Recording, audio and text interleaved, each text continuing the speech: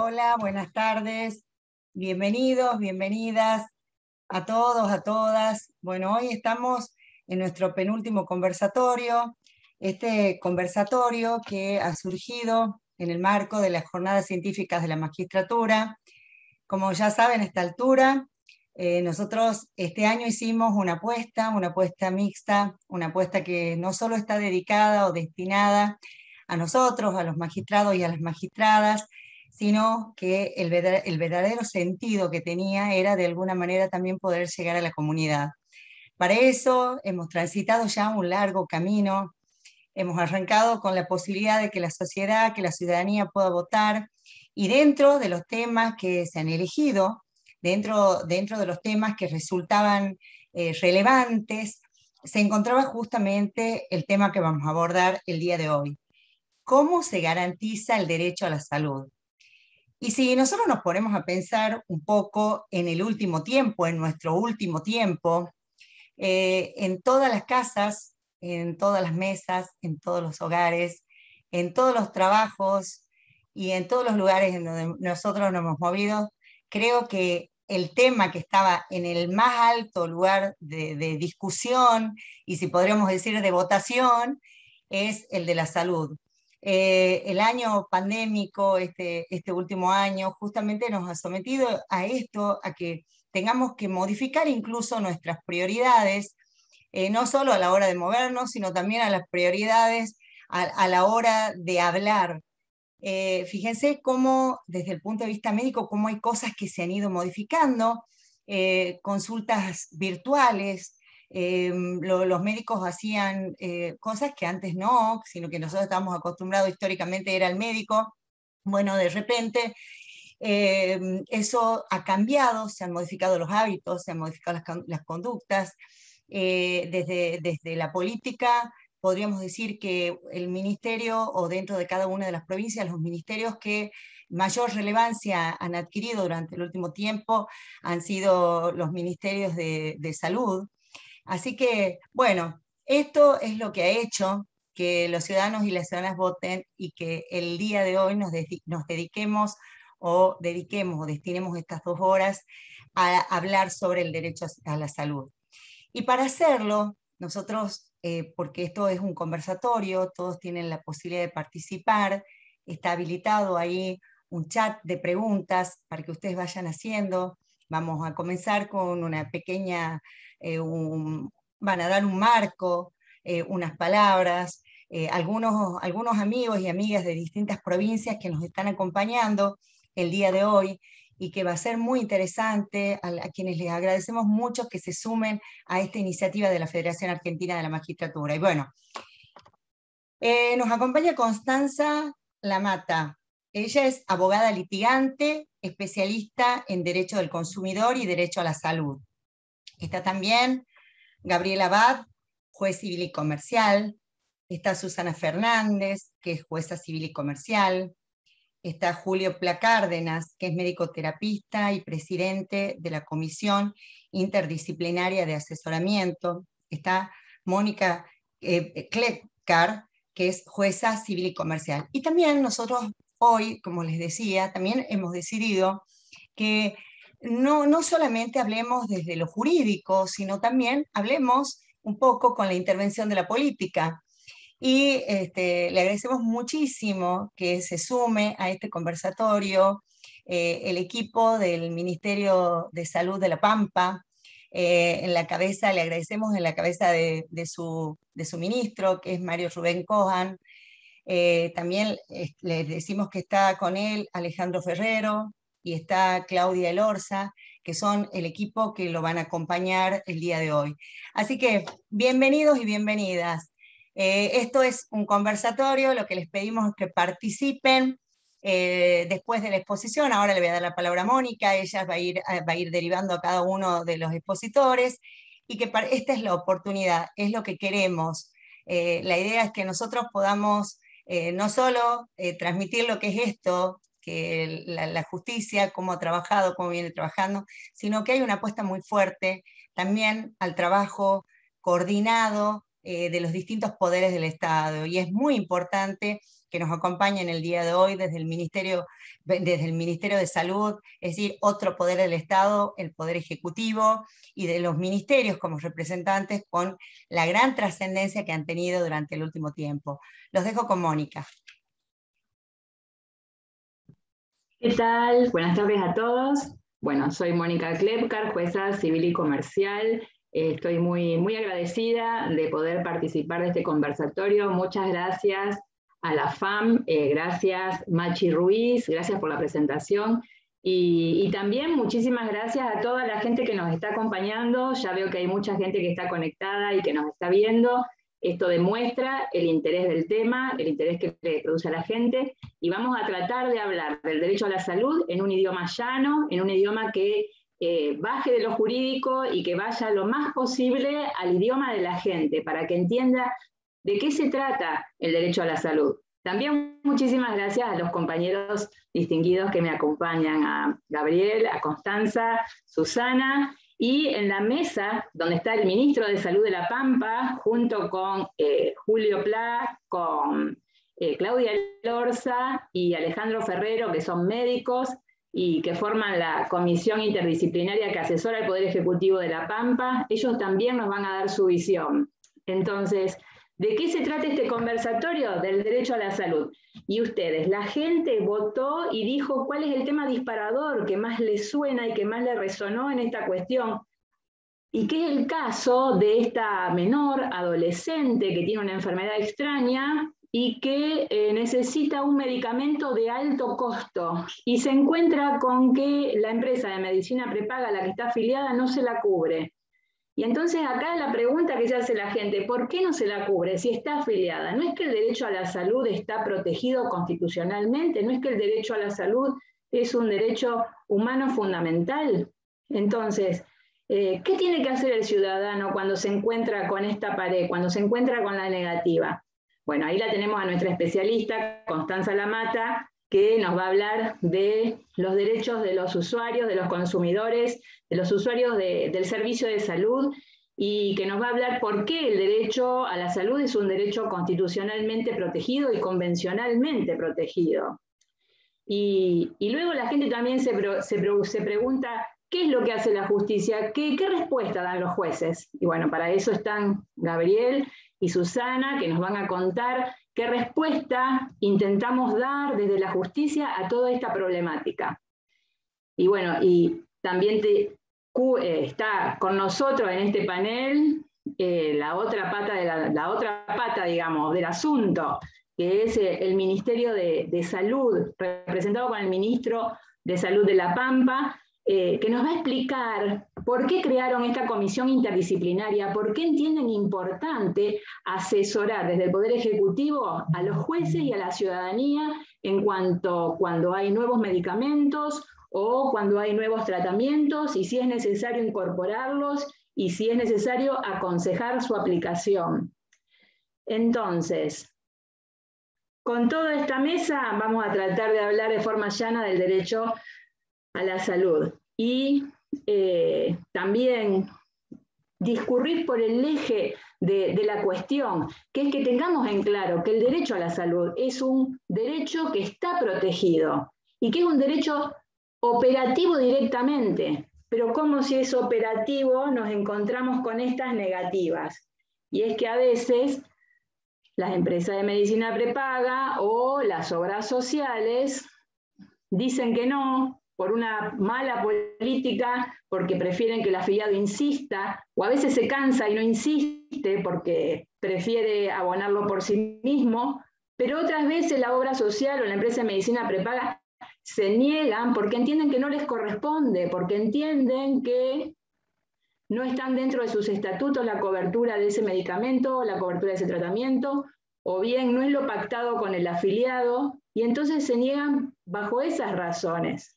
Ahí es donde el ciudadano se tiene que preguntar, y bueno, ¿no tengo que recurrir entonces al Estado como garante primario, como garante subsidiario del derecho a la salud? ¿Quién ayuda entonces ahí en ese caso al ciudadano? La cuestión es saber que el derecho a la salud es un derecho protegido, pero muchas veces cuando no se protege naturalmente, porque se encuentran con estas negativas, lo que hay que hacer es recurrir a los instrumentos existentes, a los mecanismos adecuados para poder efectivizarlo. Y sí, muchas veces no queda otra que recurrir a los abogados y a la justicia, y por eso estamos nosotros acá hoy para charlar de este tema. Y por eso los panelistas están todos acá ansiosos de responder si la justicia puede hacer más justa la salud. Bueno, espero que sea una linda charla, que sea fructífera, y ahora le cedo la palabra a Constanza, que nos va a empezar a contar por qué el derecho a la salud es un derecho constitucionalmente protegido, convencionalmente protegido, por qué es tan importante y qué es lo que tiene que hacer el usuario del servicio de salud cuando se encuentra con esta negativa. Constanza, te escuchamos.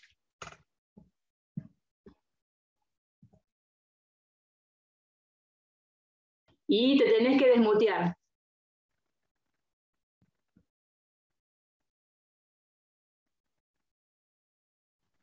Ahí está. ¿Ahí se me escucha? Ahora sí, sí, ahora muy bien. Bueno, muchas gracias, Mónica, por la presentación.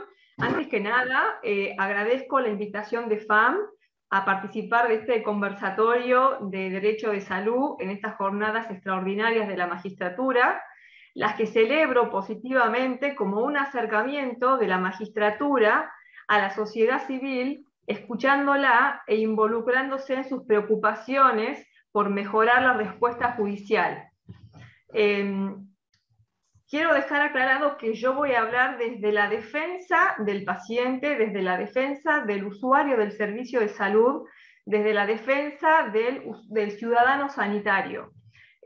También les quiero contar que yo participo de una asociación civil de defensa de consumidores, que es la Unión de Usuarios y Consumidores, es una de las primeras que se generó en el país hace muchos años, y que tiene una larga trayectoria en la defensa y promoción de los derechos de los usuarios y consumidores. Por otra parte, esto de que es el tema más votado. ¿Por qué es el tema más votado y la preocupación de la gente respecto del derecho a la salud? Yo entiendo que, como en todos los ámbitos del derecho del consumidor, todos somos consumidores, y puntualmente en el ámbito del derecho de la salud, todos un día nos enfermamos o tenemos un familiar enfermo y hemos tenido que transitar y experimentar estas situaciones, las situaciones que vos estabas planteando, los rechazos, los obstáculos. Entonces eso genera en la gente una preocupación y un interés especial por este tema. En relación a esto que vos decías, todo el mundo sabe, y para la gente, el ciudadano común, le vamos a ratificar que el derecho a la salud es un derecho humano esencial que tiene reconocimiento y garantía al más alto nivel normativo, que es en la Constitución Nacional. En la Constitución Nacional, desde la primera parte, desde su preámbulo, los constituyentes establecieron como objetivo de las bases de este país el promover el bienestar general de todos los hombres del mundo que quieran habitar el suelo argentino. Más adelante, el artículo 42 de la Constitución Nacional le pone contenido al concepto de bienestar general y le garantiza a los ciudadanos una serie de derechos básicos y elementales. Entre ellos, el derecho a la salud, a la información, a la protección de nuestros intereses económicos, a ser tratado con respeto, preservando nuestra dignidad personal en las relaciones de consumo.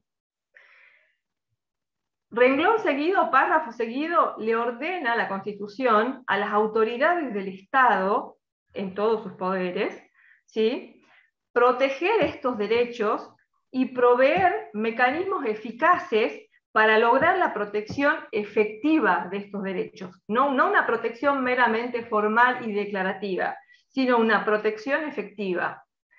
Redoblando la apuesta, el Estado argentino ha firmado, ha suscrito, se ha comprometido internacionalmente a proteger la salud de los argentinos al más alto nivel al celebrar las convenciones internacionales de derechos humanos, ¿sí?, que establecen como derechos humanos fundamentales la salud, la vida, la libertad, la integridad personal, la dignidad humana.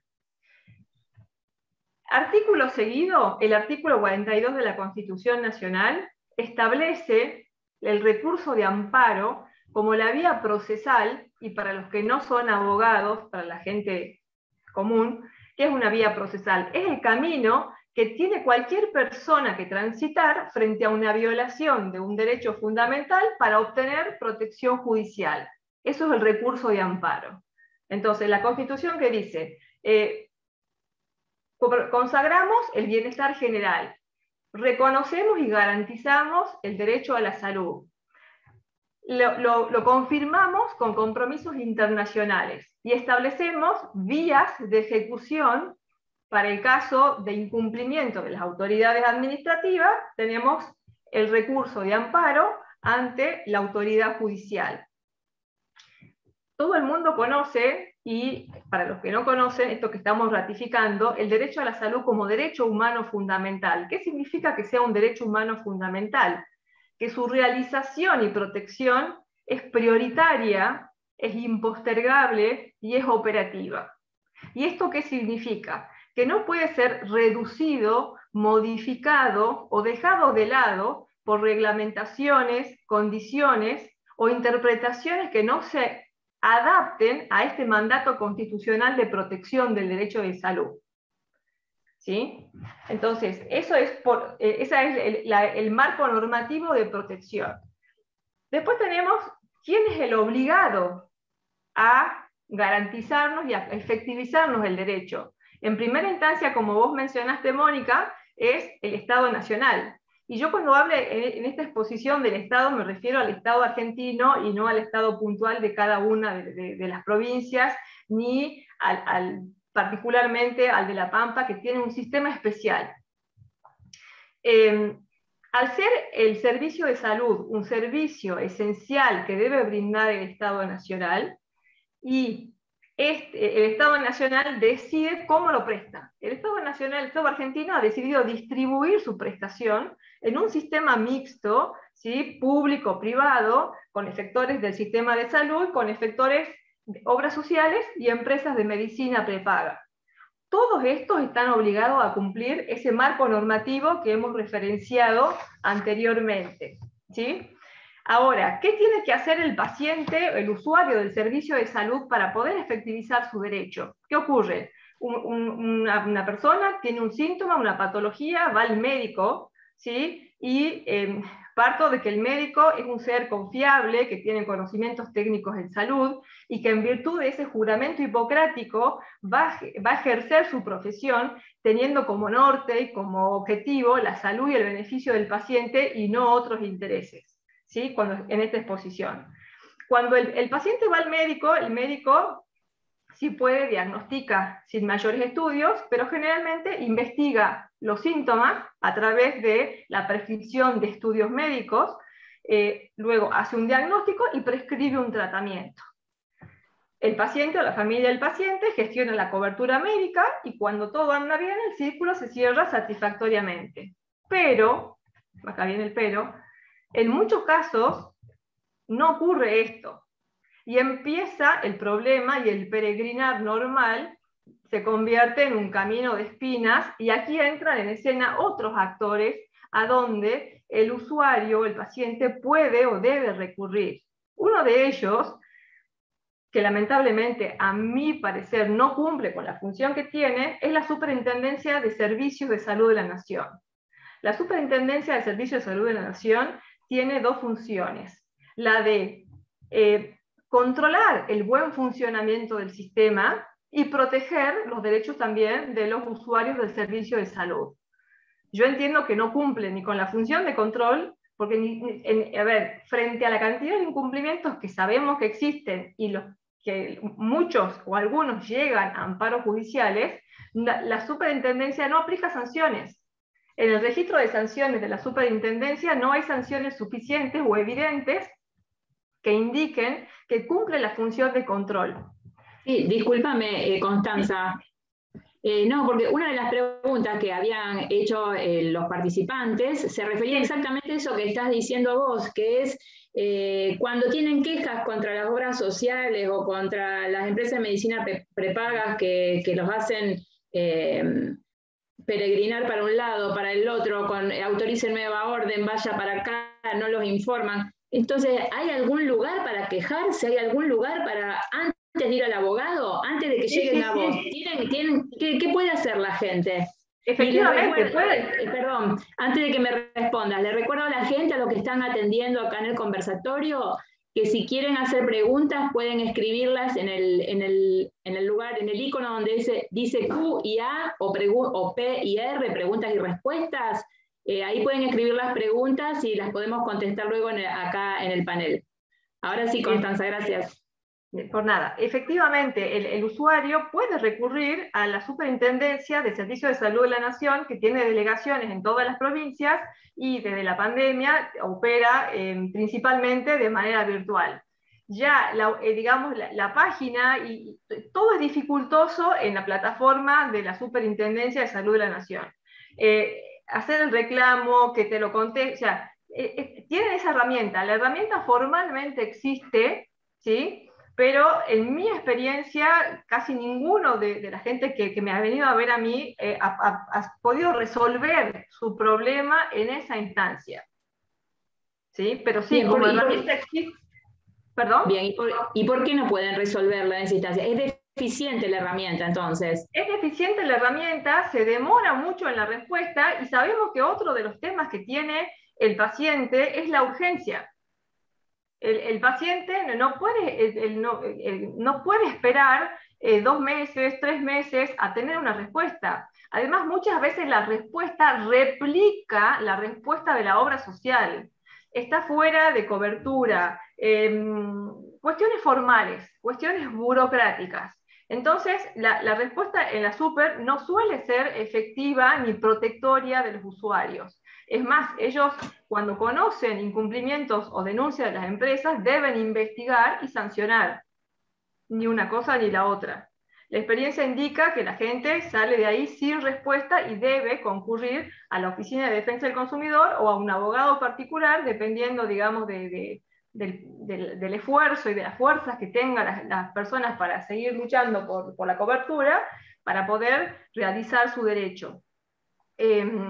Siguiendo, digamos, con el íter o el camino que recorre el paciente, cuando no tiene respuesta o esta no es satisfactoria o digamos, no es acorde a la protección constitucional de la que estamos hablando, le quedan distintas alternativas. Una, afrontar personalmente sus necesidades de salud, y si no puede hacerlo, o desiste de su derecho o recurre a la justicia, con el agravante que la justicia, digamos, está colapsada. La justicia tiene tiempos que no son los de la gente y menos los del paciente, entonces, pero es la mejor opción de última, o sea, es la mejor opción, o sea, no es fácil obtener una respuesta oportuna y adecuada, pero es la última opción que queda al paciente para poder lograr la cobertura o el tratamiento.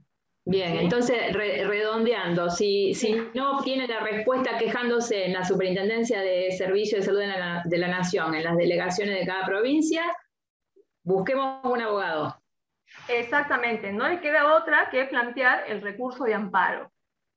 Bien, perfecto. Constanza, y entonces, ¿podríamos cederle la palabra a Gabriel para que nos cuente esto de la emergencia? Porque vos nos dijiste, la gente tiene urgencias, tiene emergencia en estos temas, y recurre a un abogado, y recurre a vos, presentás el recurso de amparo. Y Gabriel, ¿vos nos podés contar qué es lo que hace la justicia cuando recibe estos reclamos urgentes? Bueno, muchas gracias por la palabra y antes que nada agradezco a los organizadores por esta posibilidad, esta interacción, este diálogo con la gente y bueno, poder conversar y charlar sobre estas cuestiones tan importantes.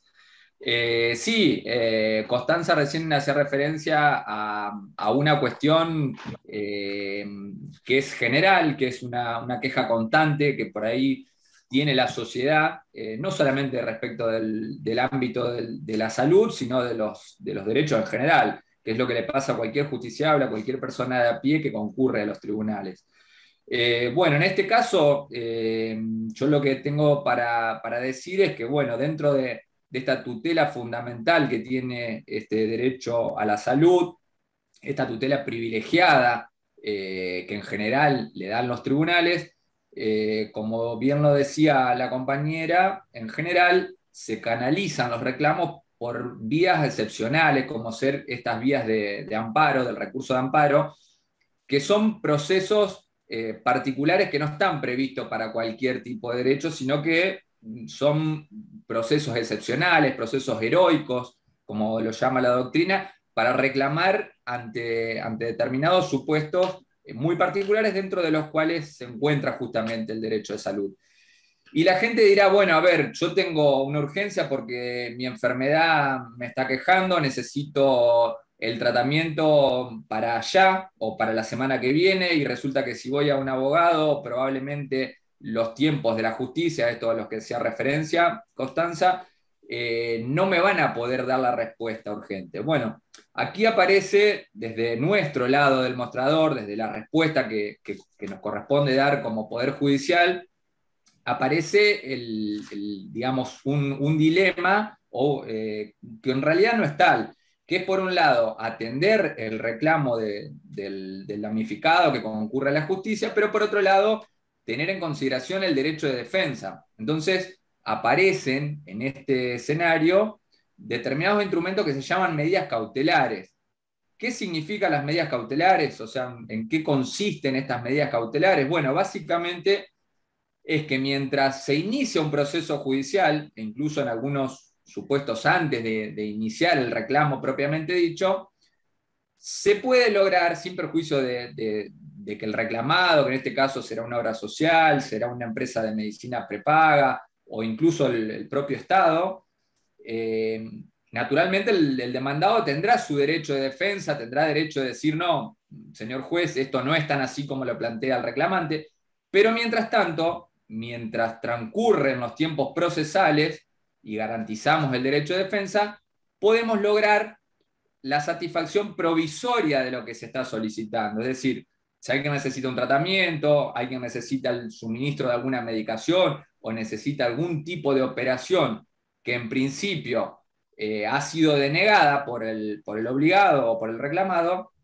bueno, por medio de una medida cautelar, tratando de garantizar la eficacia del proceso judicial, porque de nada le serviría a un particular poder iniciar un reclamo y resulta que su reclamo se diluye en el tiempo y al momento en que tiene la sentencia que el juez le dice usted tenía razón, la obra social tenía que hacerse cargo de tal medicamento, de tal tratamiento, resulta que esa resolución o esa decisión judicial ya es ineficaz por el transcurso del tiempo. Bueno, para evitar esta circunstancia, nosotros contamos con la posibilidad de despachar, de proveer medidas cautelares. Es decir, bueno, a ver, usted me inició una demanda, yo veo que en su demanda hay serios visos de verosimilitud. ¿Qué quiere decir esto, verosimilitud? Quiere decir que yo no tengo que tener la certeza de que le asiste razón al reclamante, sino que simplemente veo si su pretensión tiene visos de seriedad, o sea, tiene visos de ser realmente atendida, y existe un peligro en la demora. ¿Qué significa este peligro en la demora? Bueno, que si yo no lo autorizo ahora, después el medicamento, el tratamiento puede ser ineficaz. Bueno, como autoridad judicial puedo disponer una medida cautelar.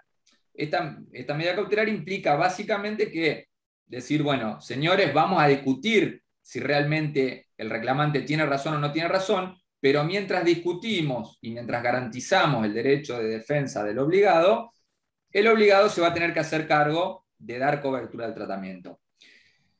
¿Qué es lo que pasará después? Bueno, si el reclamante tenía razón, no hay mayores inconvenientes. En algunos supuestos, esta medida cautelar o anticipatoria se da bajo una medida de contracautela que eventualmente una fianza o una contracautela que eventualmente va a garantizar el eventual perjuicio que se haya irrogado en el caso de haber sido solicitada sin derecho.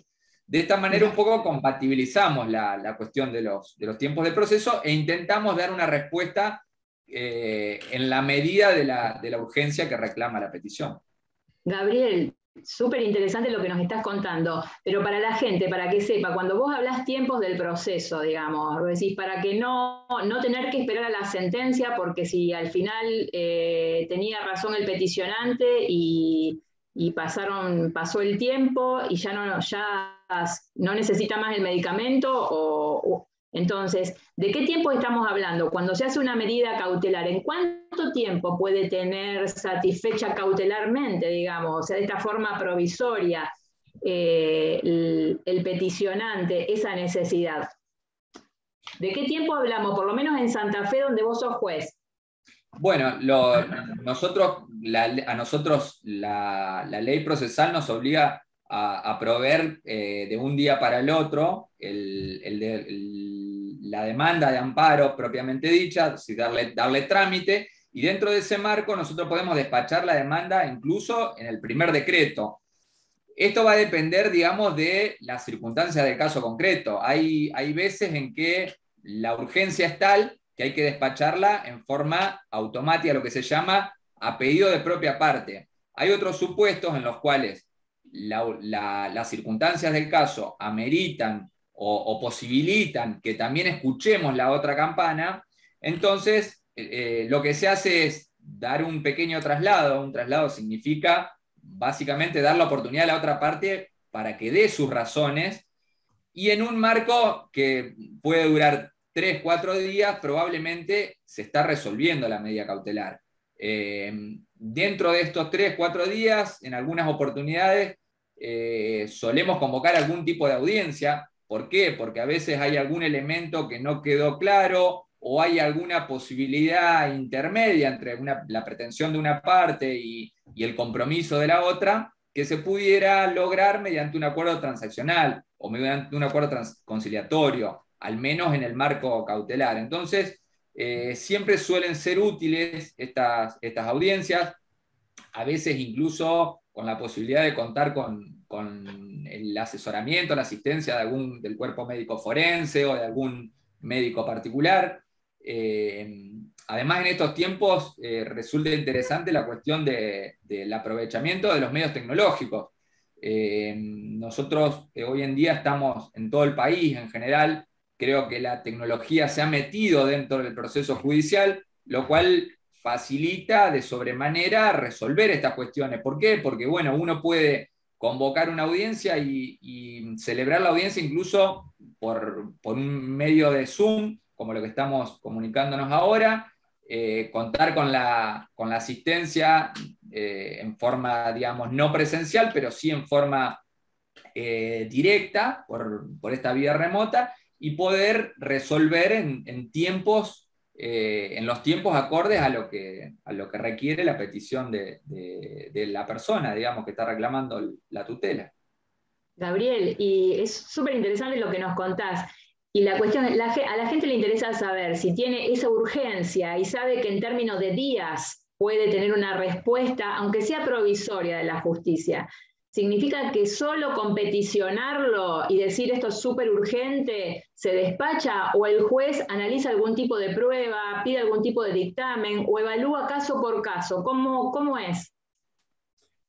Bueno, en general se evalúa caso por caso. Nosotros, un poco para entenderlo, para hablarlo en un lenguaje claro, nosotros a la hora de proveer una medida cautelar necesitamos 2 recaudos básicos, que son la verosimilitud del derecho, es decir, esto de, hay veces que uno ve la negativa de la obra social y de la propia lectura de la negativa o de los fundamentos de la negativa, uno dice, bueno, acá hay visos de que hay una ilegitimidad o una arbitrariedad de parte del reclamado.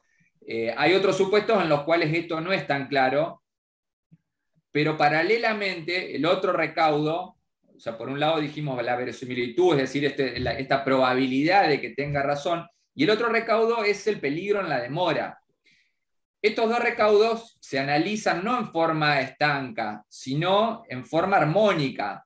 ¿Y qué significa este análisis que nosotros hacemos en forma armónica? Bueno, cuando yo veo que hay un peligro, un peligro en la demora, un peligro a veces hasta incluso de vida, del no suministro del tratamiento, bueno, una contundencia tal del peligro en la demora a veces permite que uno sea más laxo en el análisis del otro recaudo. Entonces uno analiza estos dos recaudos en forma conjunta. Cuando yo tengo una fuerte presencia de uno de los dos, me permito ser más laxo en la presencia del otro. Esta es un poco, pero dependerá, por supuesto, de la circunstancia del caso. O sea, no hay una respuesta genérica, sino que dependerá de la circunstancia que concurra en el caso. Sí, y me parece que te gustaría contar, por ejemplo, con una comisión interdisciplinaria como hay en La Pampa.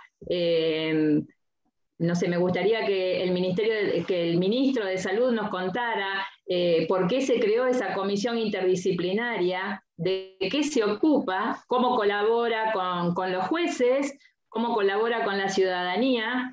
Y le voy a contar, ministro, que tenemos una pregunta específica para usted, se la voy a leer, y que dice: hola, buenas tardes, soy Hernán Hugo Trívolo, asesor letrado de la obra social SEMPRE de la provincia de La Pampa, y le pregunta: ¿cómo se analiza y pondera la razonabilidad y proporcionalidad de los reclamos judiciales en materia de salud de acuerdo a lo establecido en el artículo 28 de la Constitución Nacional, es decir, de acuerdo al principio de razonabilidad? Bueno, lo escuchamos, doctor Coan. Hola, buenas tardes. Para mí, y hablo en nombre de todos los que me acompañan, es un enorme placer, mucho más de lo que ustedes imaginan, porque cuando nosotros diseñamos esta comisión asesora mixta, yo le diría que comenzó como un sueño en el sentido de poder tener una trayectoria que nos permita llegar a poder dialogar precisamente con quienes hoy lo estamos haciendo, cosa que para mí, para un año y medio largo de pandemia, es un regalo del cielo.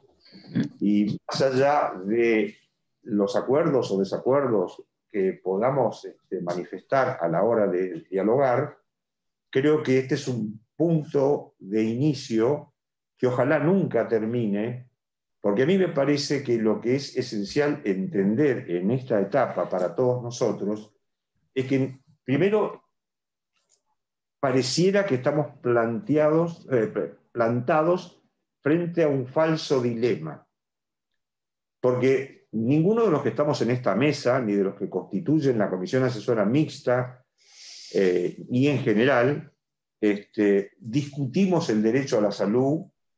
Lo que dijo la doctora Constanza lo adhiero a lo que dijo. Yo no estoy enfrentado a esa situación, lejos de mí, pero debemos reconocer que el progreso tecnológico, el desarrollo de nuevas tecnologías aplicadas al cuidado de la salud, como así la aparición de nuevos medicamentos aplicados también al cuidado de la salud, han tenido un desarrollo y un crecimiento desmesurado que muchas veces, digamos, ingresan al mercado de una manera, llamémosle, dudosa, que genera altos costos y dudosos beneficios. Entonces, este es el falso dilema, porque pareciera que quienes niegan o rechazan un eventual tratamiento no están garantizando la salud de un ciudadano. Me parece a mí que ese es un dilema falso. Lo que nosotros tenemos que acordar son caminos comunes, a ver cómo resolvemos problemas reales, porque muchos de los problemas no son tan reales y se plantean nada más que desde un aspecto pura y exclusivamente emocional. Porque si en lugar de estar en este conversatorio, yo a cada uno de ustedes que estoy viendo ahora les pregunto cuánto creen que vale su salud, y ustedes me van a contestar todo lo que tengo si quiero seguir viviendo. El problema es que yo no le puedo garantizar que usted va a seguir viviendo muchas veces, a pesar de parecer tener tratamientos que son imbatibles. esto no es así. Entonces, la propia doctora Constanza dijo que el artículo 42, fíjese, hasta anoté el número del artículo, yo hablando de artículos, garantiza el derecho a la salud, a cuidar, garantiza el derecho a la educación, hablamos de los derechos constitucionales, también de la economía, mencionó el cuidado de los dineros públicos, y creo que todo esto tiene que ser analizado muy, muy cuidadosamente. Nosotros creamos la Comisión Asesora Mixta precisamente frente a este falso dilema. ¿En qué momento lo hicimos? Cuando yo ingreso al ministerio tuvimos que actualizar el Vademecum, que utiliza todo el sistema de salud público provincial.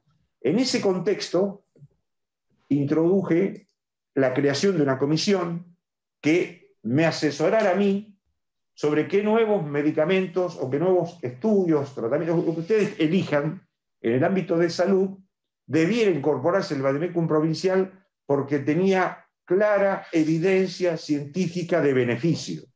Y aquellos que fueran dudosos, ellos iban a participar asesorándome a mí o asesorando a quien corresponda si debemos o no utilizar esa herramienta.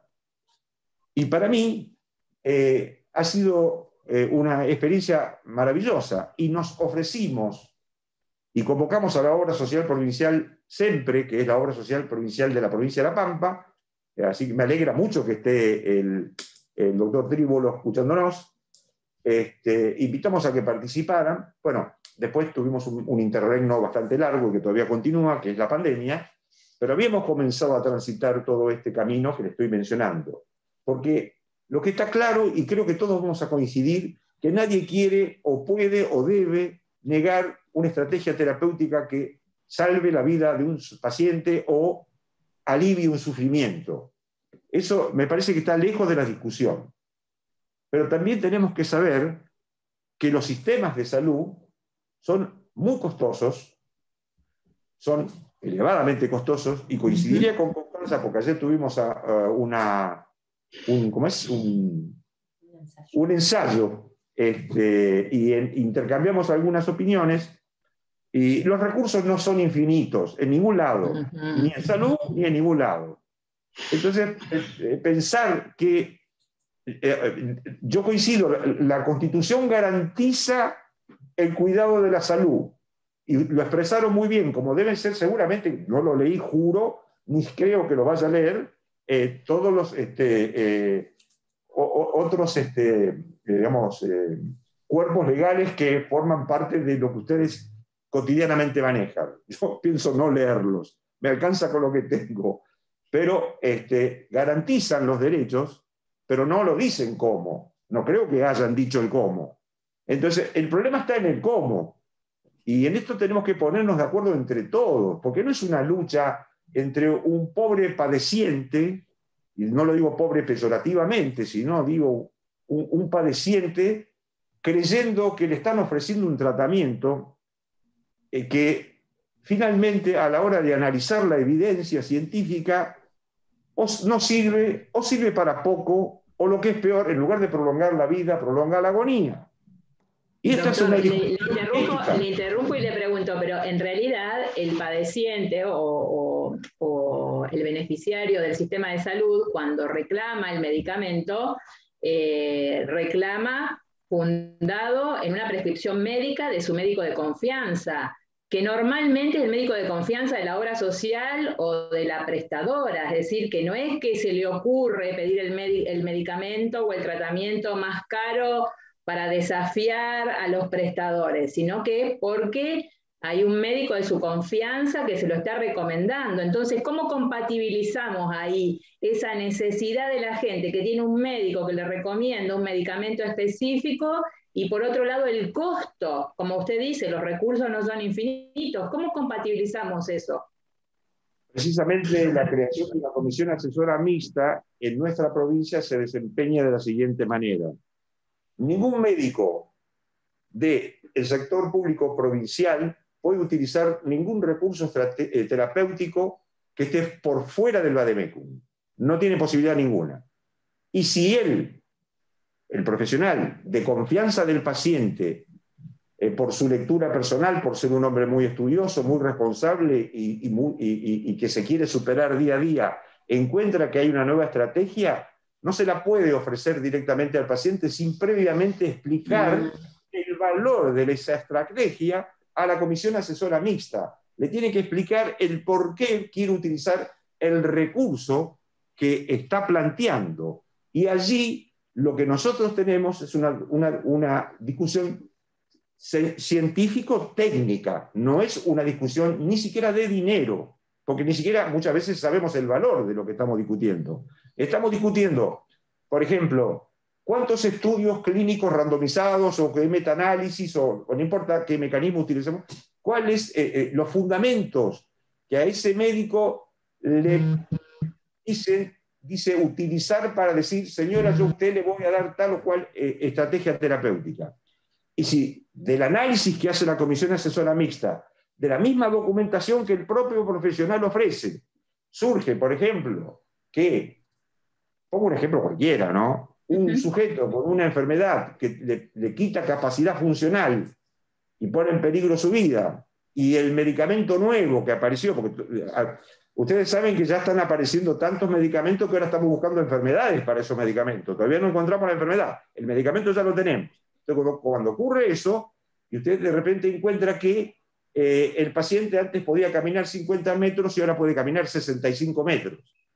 Y cuesta una fortuna, y digo, ¿cuál es el beneficio real? O tratamientos oncológicos que realmente no prolongan la sobrevida, prolongan la agonía. O puedo poner infinidad de ejemplos. Siempre logran ponerse de acuerdo con los médicos cuando el médico le plantea este tratamiento o este medicamento de alto costo antes de prescribir. ¿Se lo plantea antes de prescribirlo o después de prescribirlo? ¿Cómo es el mecanismo? No, es antes de prescribirlo, porque le voy a explicar algo que ustedes tienen que entender, y yo no estoy abriendo juicio de valor sobre nadie, ninguna persona, ningún colega mío, ni nada por el estilo. Pero si usted viene a hablar conmigo y yo le ofrezco a usted una alternativa de tratamiento porque se le vienen cerrando los caminos, yo a usted le ofrezco una esperanza y usted va a luchar por esa esperanza. Es un tema mera y estrictamente emocional. Entonces, por eso nosotros no permitimos o impedimos que se hable primero con el paciente. Tienen que hablar con la comisión asesora mixta, hablar de igual a igual, y discutir la información científica publicada y discutir sobre los verdaderos beneficios de los tratamientos que se proponen. Porque si yo le digo a un paciente primero, mire, existe este nuevo tratamiento que apareció en Turquestán, que resulta que es una maravilla, que hay que importar. Bueno, esa persona, esa familia va a luchar por conseguir el medicamento de Turquestán, y yo estoy de acuerdo, yo lo entiendo, pero es meramente emocional. Uno cree que le vas a... Es súper interesante lo que nos está contando. ¿Y qué pasa si el médico no actúa como dicen ustedes? Es decir, directamente hace la prescripción médica sin consultarlos. ¿Puede darse ese supuesto de que el médico prescribe el medicamento costoso que entiende que es el único necesario para la situación de enfermedad sin consultarlo previamente con la comisión? ¿Qué sucedería en ese caso? Los médicos están en pleno conocimiento que no lo deben hacer. Yo no recuerdo puntualmente de alguien que lo haya hecho, pero correría un riesgo muy grande ese médico, no porque yo lo sancione, digamos, no tengo el espíritu de esa naturaleza. Nosotros estamos hablando del cuidado de la salud y estamos hablando de manejarnos en un marco científico y estamos tratando de ofrecernos a la justicia como parte de la solución y no como parte del problema, porque yo vuelvo a insistir, creo que es un falso dilema pensar, no hablo de ningún ente financiador, fíjese, yo no estoy hablando de los financiadores de la salud, yo solamente me estoy poniendo tal vez en un lugar en el medio, si usted quiere, para colaborar en la toma de la decisión. Y tal vez si nosotros pudiéramos ayudar a la justicia, porque obviamente lo nuestro, cuando lo planteamos como nos ofrecemos a requerimiento de la justicia, y si así lo hiciere, lo nuestro no es vinculante, igual digamos, el magistrado tomará la decisión que cree más correctas y oportunas. Pero, digamos, excelente. Hoy en nuestro ámbito, en los hospitales de mayor complejidad, donde finalmente se terminan resolviendo este tipo de problemas, el médico actuante sabe que se tiene que sentar frente a una comisión de expertos. No se sienta frente a una comisión de gente que desconoce el tema. Y otro tema que no es menor, esta comisión asesora mixta, nosotros cuando hicimos el decreto, le dimos amplios poderes en el sentido de no solamente quedarse con lo de ellos, poder convocar otros saberes, hasta poder convocar otras sociedades científicas, poder pedir que se expidan una sociedad científica incluso extranjera, no importa cuál. O sea, recobrar o recuperar la mayor cantidad posible de información para poder dar una respuesta adecuada, lógica y sensata. Porque convengamos, y esto lo digo como una crítica al sistema, yo comparto con la doctora Constanza, hizo varias críticas al sistema, creo que nos podíamos juntar a tomar un café y haríamos los dos un listado de cuántas críticas. Yo tengo también un sistema tan fragmentado como el de la República Argentina, que gasta dinero innecesariamente, porque esto sí pasa, por esta fragmentación y entre otros errores que tiene. Pero bueno, creo que no es esta la mesa para discutirlo, pero lo que quiero decir es que hay un camino intermedio que nunca se ha transitado, y yo celebro infinitamente este conversatorio, porque es un mano a mano con los magistrados, con los abogados, con la comunidad que nos está escuchando, y hay ejemplos en el mundo que van caminando hacia esos lugares. Y les digo que es un camino tortuoso, porque créanme que el dilema no es el cuidado de la salud frente al financiador, sino el cuidado de la salud frente a una industria altamente poderosa que genera un enorme desequilibrio en la lucha. Es imposible luchar contra la industria farmacéutica, y no estoy renegando de la industria farmacéutica en cuanto a investigación, en cuanto a desarrollo, para nada, todo lo contrario. Pero yo les puedo asegurar que nosotros somos testigos permanentes de modificaciones de guías de tratamientos en enfermedad coronaria, que es la principal causa de muerte en el hombre y la mujer. Le estoy dando una mala noticia a ustedes, las muchachas que están ahí sentadas. Súper interesante, doctor, todo lo que nos está contando. La verdad que muy innovador la comisión interdisciplinaria que tienen en La Pampa. Ahora supongamos que no se ponen de acuerdo y entonces el médico que fue a consultar este nuevo medicamento no está de acuerdo con lo que opina la comisión interdisciplinaria, se lo dice a su paciente y el paciente va y la busca a la doctora Lamata, que termina presentando la demanda de amparo o la medida autosatisfactiva en el juzgado de la doctora Fernández. Entonces, doctora, ¿podrá contestarnos esa pregunta del señor Triboli? ¿Cuál es la razonabilidad o cómo se hace para ver la razonabilidad o la proporcionalidad del reclamo del cliente? ¿Y cómo usted interactuaría con esta comisión? ¿Cómo le integraría el proceso? O si le integraría, es decir, ¿nos puede contar qué pasaría en ese supuesto? Estás muteada. Ahí está. Bueno, buenas tardes a todo el panel. Gracias a la FAM por haberme integrado en este panel tan prestigioso del día de hoy y tan interesante, y que trata temas que todos los ciudadanos atravesamos en algún momento, que es el requerimiento de salud y la necesidad de cobertura y prestaciones. Y bueno, a la pregunta que formula Mónica, nosotros tenemos que, se presenta acá la disyuntiva entre dos situaciones antagónicas. Por un lado, los derechos constitucionales y los derechos convencionales, y el derecho a la vida y el derecho a la salud, que es su integridad, tanto física, mental, psíquica, de bienestar, en todas sus facetas. Y por el otro lado, las posibilidades que el sistema tiene de cubrirlas.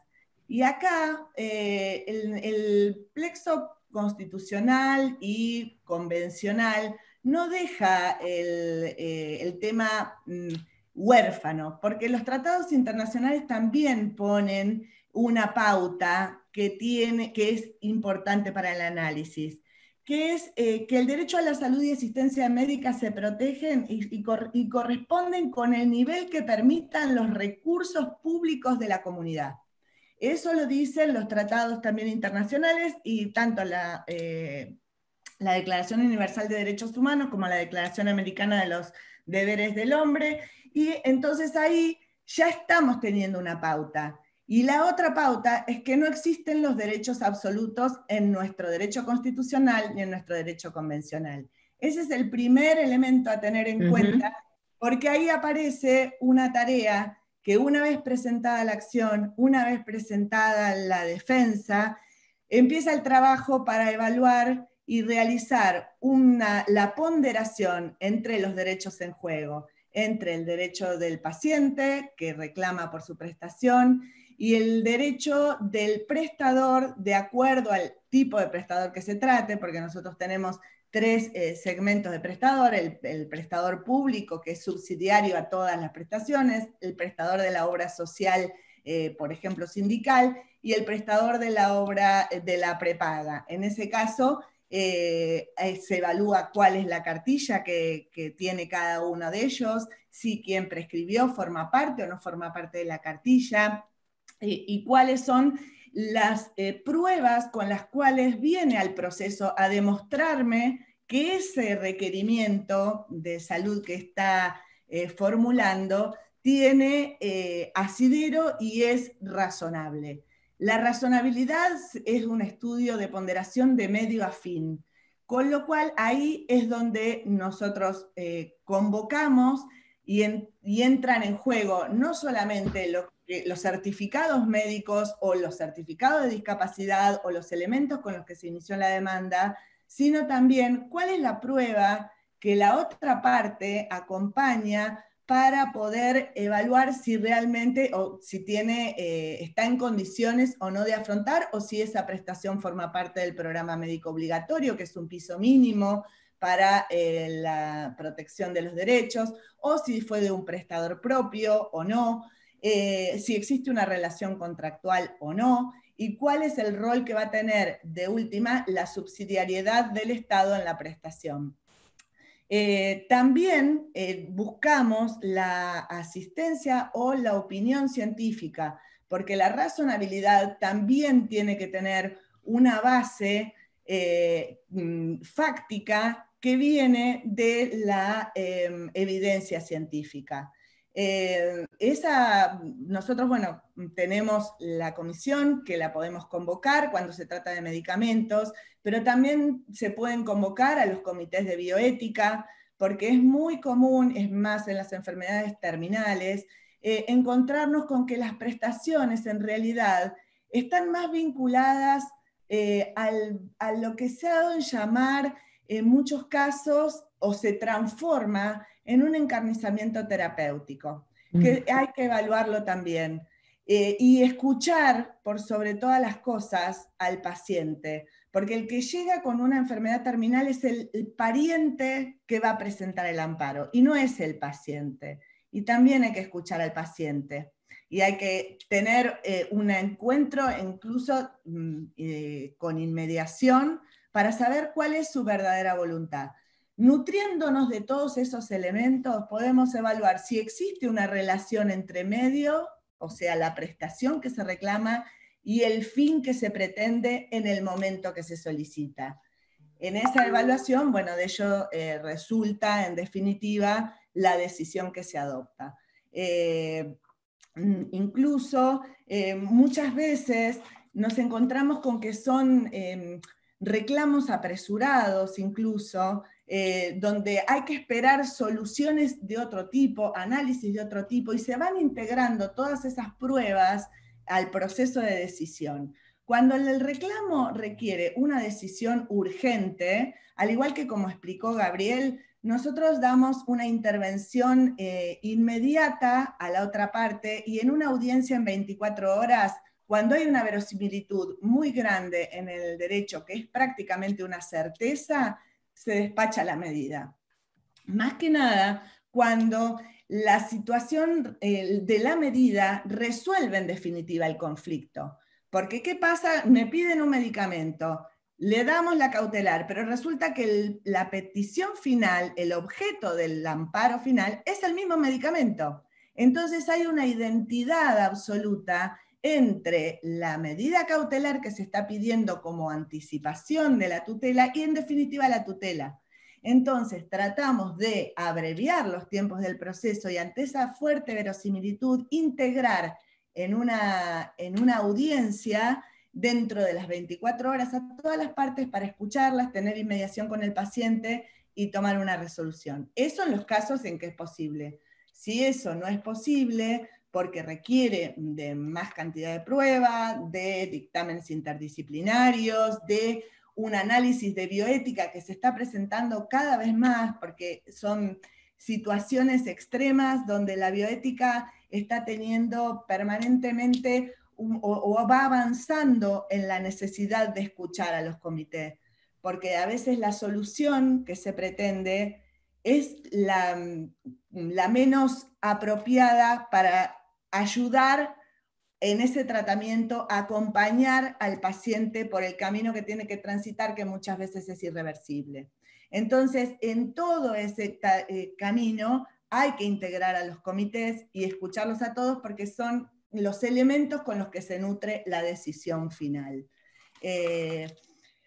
Bueno, me parece que con esa es la pregunta que había formulado. Sí, es súper interesante, Susana, y te cuento que hay otra pregunta también de Hernán, que nos pregunta si cuando inician el juicio de amparo, por ejemplo, el actor o digamos el solicitante que requiere ese medicamento, lo inicia porque tiene una negativa de la obra social o tiene una negativa de la empresa de medicina prepaga, que normalmente fundan esa negativa o en una norma, porque piensan que que están excluidos de esa obligación, o en una norma administrativa. Entonces, lo que nos pregunta es si los jueces declaran la inconstitucionalidad de esa norma en la que la prestadora funda la negativa. Bueno, la inconstitucionalidad es siempre la última medida que se toma antes de decidir. O sea, solamente se declara la inconstitucionalidad de una norma si esa norma es el obstáculo para acceder al derecho y es un obstáculo irrazonable para acceder a la medida. Entonces, la inconstitucionalidad no es en todos los casos. La inconstitucionalidad se declara en el caso concreto y como última medida para poder acceder a la prestación. Si hay otros caminos para llegar a la misma decisión, no es necesario declarar la inconstitucionalidad. No es automática, depende caso por caso. Claro, y para que le quede claro a Hernán también, la declaración de inconstitucionalidad, si se diera en ese caso, si el juez entendiera que es necesario, que corresponde hacerlo luego, no se puede aplicar a otro caso. En otro caso deberían volver a peticionar la declaración de inconstitucionalidad. Es decir, que no se universaliza esa decisión. Es para cada caso la declaración de inconstitucionalidad. Y Susana, tengo acá otra pregunta. Sí. Más en temas de salud, Mónica, donde cada caso es sumamente diferente del otro y no son comparables. Y además los tiempos no son los mismos. Lo que puede resultar necesaria la inconstitucionalidad hoy, el año que viene, frente a otros tratamientos, frente a otras alternativas terapéuticas, frente a otras prestaciones, frente a cambios en el vademecum, por ejemplo, o en la incorporación de nuevos tratamientos en la prestación médica universal, bueno, ya deja de tener sentido cualquier tipo de inconstitucionalidad, por eso es caso a caso. Bien. Susana, y vos nos comentaste que siempre intentabas escuchar al paciente. Si el paciente no se puede movilizar, ¿cómo se logra esto? ¿Tienen algún mecanismo diseñado ustedes? Antes de la pandemia era una modalidad, o siempre fue, y creo que va a seguir siéndolo en la medida de lo posible, era ir a verlo al paciente donde estuviera. Casos de pacientes que hemos tenido internados, incluso en una situación terminal, la necesidad de escuchar al paciente va más allá del de escuchar a la familia. La familia, recuerdo, bueno, para ilustrar un caso, que nos pedían un traslado. El traslado lo había autorizado el hospital, pero nos pedían el traslado a un determinado hospital. Y la provincia se negaba. Entonces decía, ¿cómo si está autorizado el traslado, no lo trasladan? Cuando fuimos a ver al paciente, ahí fue donde tuvimos el contacto inmediato de qué era lo que pasaba. A veces los estudios patológicos o los estudios clínicos o los que tengan que realizarse, bueno, acá los médicos no me van a poder, me van a controlar lo que estoy diciendo, llevan su tiempo y no es a cualquier hospital donde se lo puede derivar, sino al hospital donde tratan exclusivamente o más precisamente la patología que se determine después de realizados todos esos tratamientos. Entonces, eso, la única forma que en el momento uno tiene de investigar y de conocer la realidad de lo que pasa es ir al lugar e ir a ver a la gente. Porque si yo me llevo solamente por el escrito de demanda, de ahí y de una orden de traslado, de ahí no me surgía cuál era el problema. Yo miraba y me encuentro con que la verosimilitud del derecho estaba dada, una orden médica de traslado y un paciente terminal. El tema era dónde era más apropiado el cumplimiento de esa prestación. Bien, súper interesante. Así que los jueces se trasladan de su despacho. Derribamos un mito. Qué lindo. No, hay otra pregunta que quizás también la quiera contestar Gabriel desde su perspectiva, y también Susana, que nos preguntan acá, al momento de resolver un amparo, ¿qué entidad tiene los fundamentos brindados por parte de los prestadores de la obra social? Si al momento de resolver el magistrado también tiene los fundamentos del médico tratante. Es decir, entiendo que preguntan que el médico tratante da fundamentos que son distintos al del médico auditor. Entonces, ¿qué hace el juez ahí cuando tiene estas divergencias? ¿Cómo se resuelve la cuestión? No sé quién de los dos quiere dar su opinión. Sería muy interesante que los dos lo contestaran. Probablemente tengan distintas cosas que decir. Para mí el tema va a estar dado por la entidad de la evidencia científica que cada uno presente, en principio, y por la situación particular en la que se encuentra la persona. El acopio de elementos probatorios es lo que define la razonabilidad y la procedencia del reclamo. Por lo menos a mi modo de ver, todo dependerá de las pruebas y de los elementos que aporte cada una de las partes para que la medida sea procedente. Gabriel, ¿vos compartís? Sí, comparto, y me gustaría por ahí ampliar también. Yo creo que al momento de hacer la valoración, digamos, y de merituar la decisión, uno tiene que tener en cuenta que el médico tratante es quien tiene el conocimiento personal del paciente, quien viene llevando adelante su caso, quien conoce los pormenores, las circunstancias personales, si hay patologías previas, si hay comorbilidades. Hay veces que la respuesta por ahí de la obra social o del auditor dice, bueno, a ver, para tal enfermedad, la droga que corresponde es esta y es una droga mucho más económica, entonces no le autorizo una y le suministro otra, pero está desconociendo que tal vez esa droga, su médico tratante no se la quiere suministrar por alguna patología o alguna circunstancia particular. Entonces, uno siempre tiene en cuenta esta circunstancia, esta, si se quiere, prioridad del médico tratante, y se traslada, al momento de resolver, se traslada una carga especial de argumentación de la obra social, como para decir, bueno, a ver, está bien, el médico tratante me está solicitando esto, está recomendando tal medicamento, está recomendando tal tratamiento. Entonces, se traslada una carga especial de argumentación para la obra social para decir, bueno, esto que está necesitando, yo te lo puedo suministrar por tal cosa, y yo te estoy denegando por tal fundamento.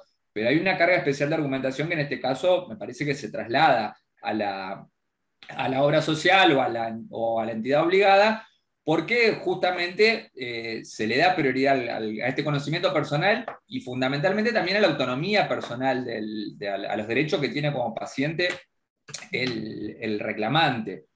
Sí, hay un punto más también, no sé si lo deben haber considerado también. ¿Qué pasa si el médico que está prescribiendo esta medicación cara es justamente un médico de la cartilla de la obra social o un médico de la cartilla de la empresa de medicina prepaga? ¿Eso debería jugar en la decisión? ¿Se consideraría? ¿Vos como juez lo considerarías? Sí, sí, por supuesto. Sí, sí, por supuesto.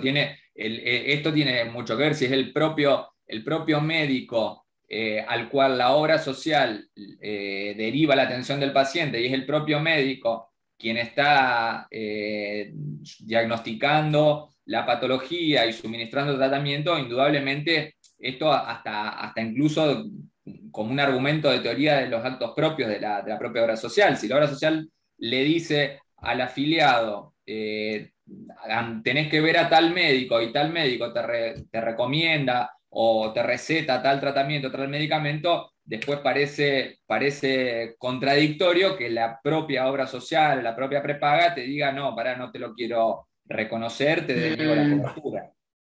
Yo particularmente creo que en ese caso opera un plus probatorio a cargo de la obra social o del prestador, porque es su propio prestador en ese momento, por eso yo lo mencioné en su momento, porque al ser el propio prestador de la cartilla, desentender prácticamente de las personas que ellos mismos eligieron, bueno, implica un plus probatorio a tener en cuenta y que deberá esforzar.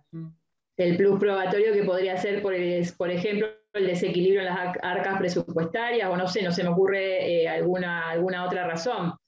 Tengo acá una pregunta muy interesante, más que pregunta, un comentario, y es para el Ministerio de Salud de La Pampa, donde María Alejandra, de la ciudad de Casilda, de la provincia de Santa Fe, nos dice si el hecho de que el médico tenga que pedir siempre autorización a la comisión no significa un límite al ejercicio de la medicina.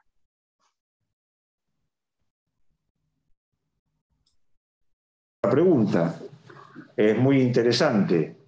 Yo creo que lo que logramos con la intervención de la Comisión Asesora Mixta frente a nuestros colegas y viceversa es un ejercicio académico maravilloso, porque es una transferencia de conocimiento, es un análisis despojado de cualquier interés que no sea el saber, conocer y discutir sobre hechos científicos y no sobre lo que me parece que sería mejor o peor. Con lo cual, la respuesta mía sería a la amable señora que nos acaba de preguntar, que es todo lo contrario. Es transferencia de conocimiento.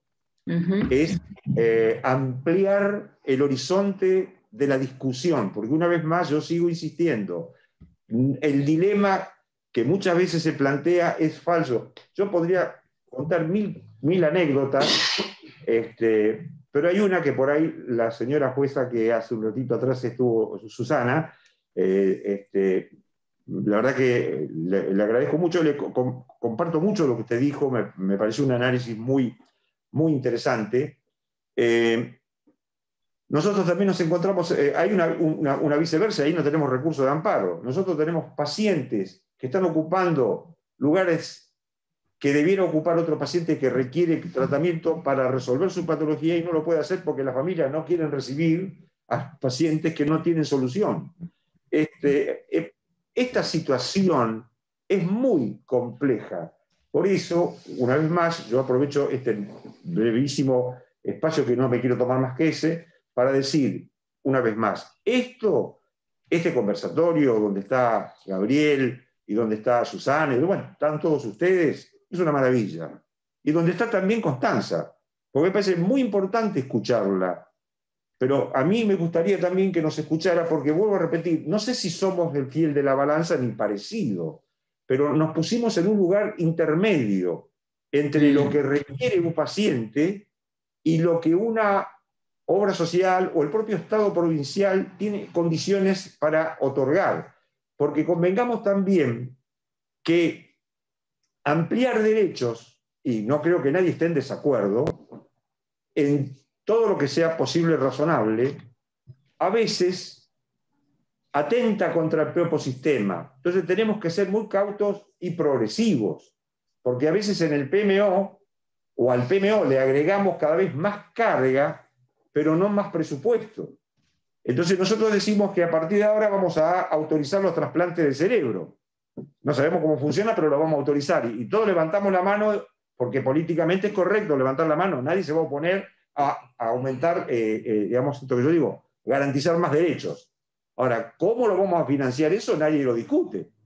Entonces, este es un tema no menor.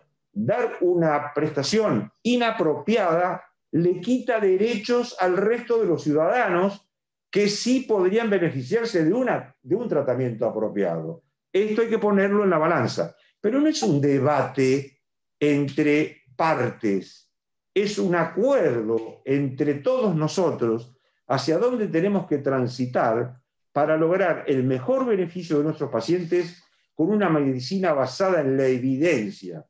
Yo no quiero mentir. Por favor, revisen lo que les voy a decir ahora porque por ahí es incorrecto. El único país que creo que tiene una ley en contra de los tratamientos compasivos es Francia, creo. Cuidado con lo que estoy diciendo porque puedo estar equivocándome, mi disco rígido está alterado desde hace bastante tiempo y puede que mi memoria me falle. Pero hay países que ya no aceptan tratamientos compasivos. Uno de ellos creo que es Francia. Y después, bueno, seguramente habrá otra posibilidad de volver a charlar, tendremos que revisar esto que acabo de decirle, pero con esto quiero decir que a veces bajo esto de lo compasivo nos metemos en camisas de 11 varas, difícil de resolver y difícil de entender. Así que bueno, hasta aquí. Bueno, por eso ampliamos la capacidad de discusión y el aprendizaje de todos. Mónica, sí.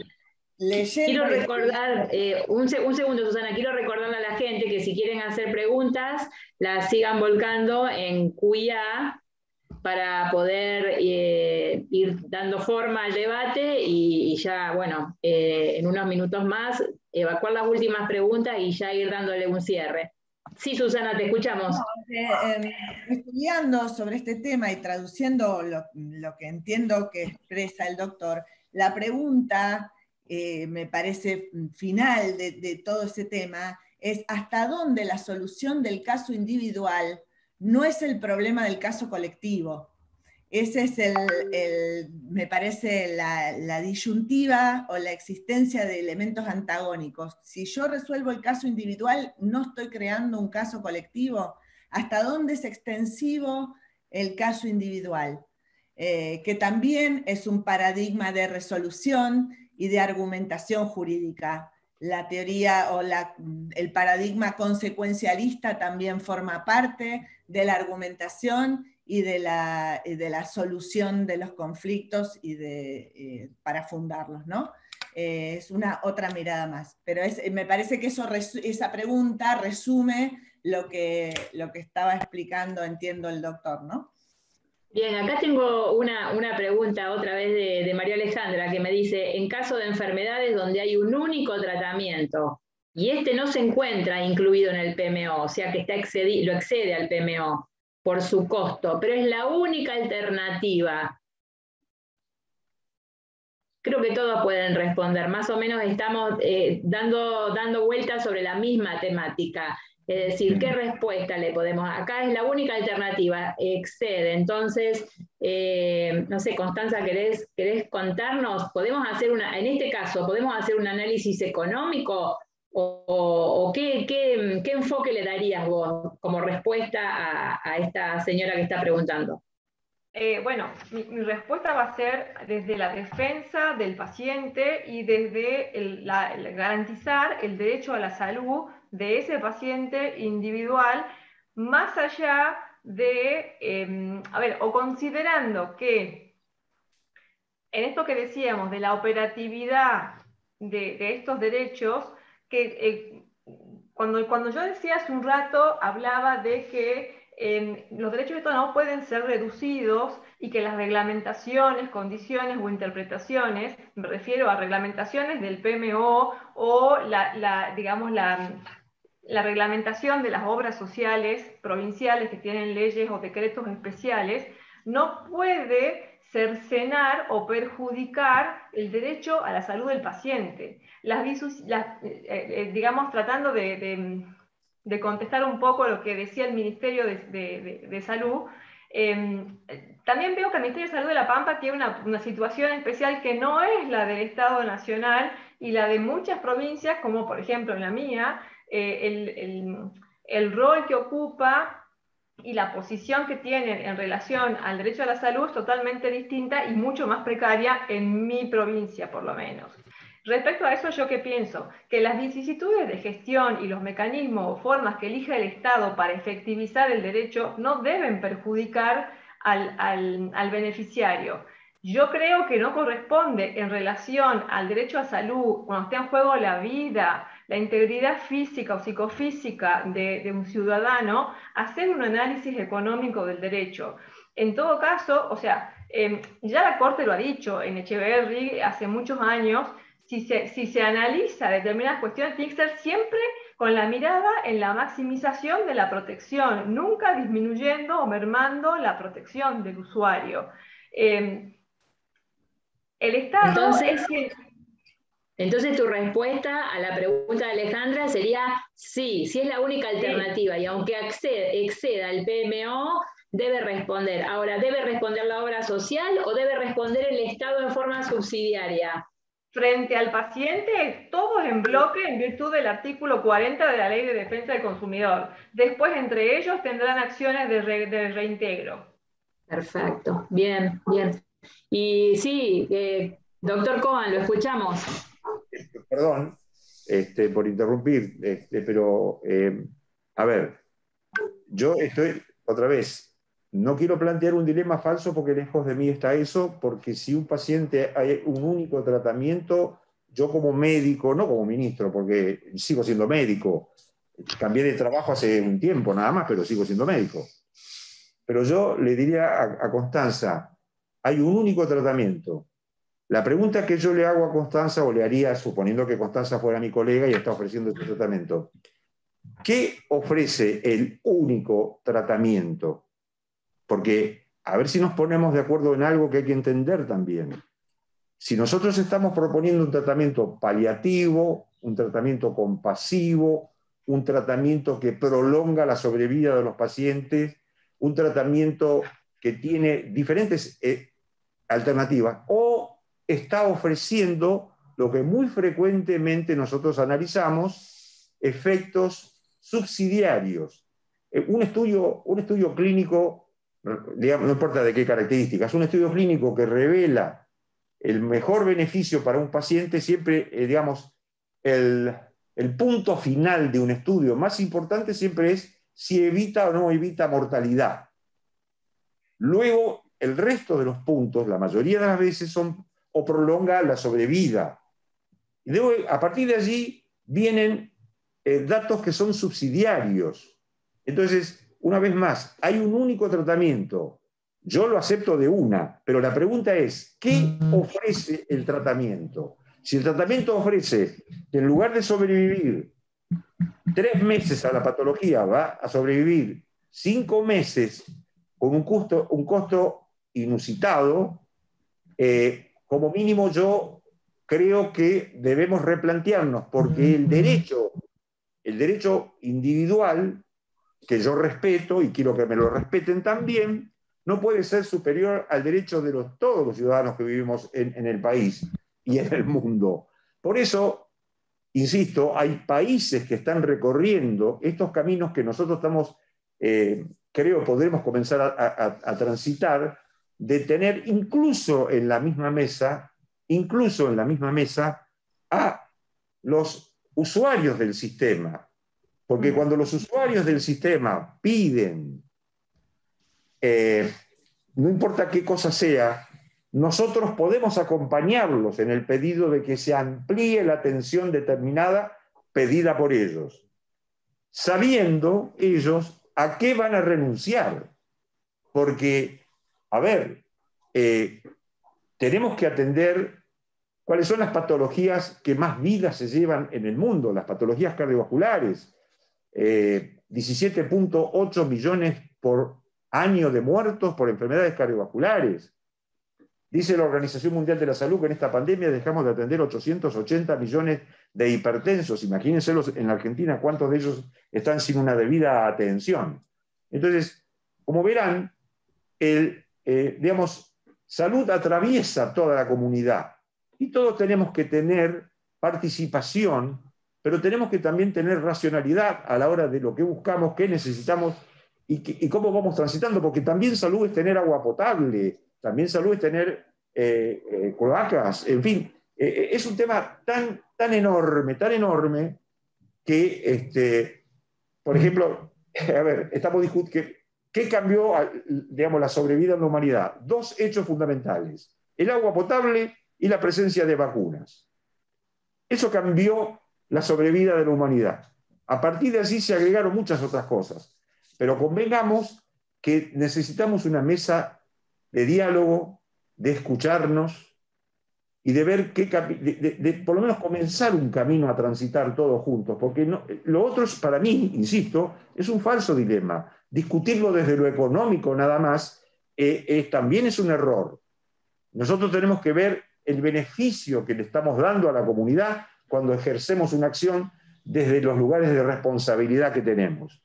Y eso me parece a mí que la Comisión Asesora Mixta ha venido a dar un pasito más. Yo no creo que sea el paso definitivo, sí, pero es un pasito más en el debate. Ya que estamos, doctor Cohen, y vamos terminando, vamos cerrando, pero acá tengo una pregunta más y se ve que tiene carátula, porque me pregunta que no necesariamente este medicamento costoso es para salvar la vida, sino que hace la diferencia para darle calidad de vida a la paciente, la mejora ampliamente sin estar en peligro de muerte. Entonces, ¿qué respuesta puede dar usted?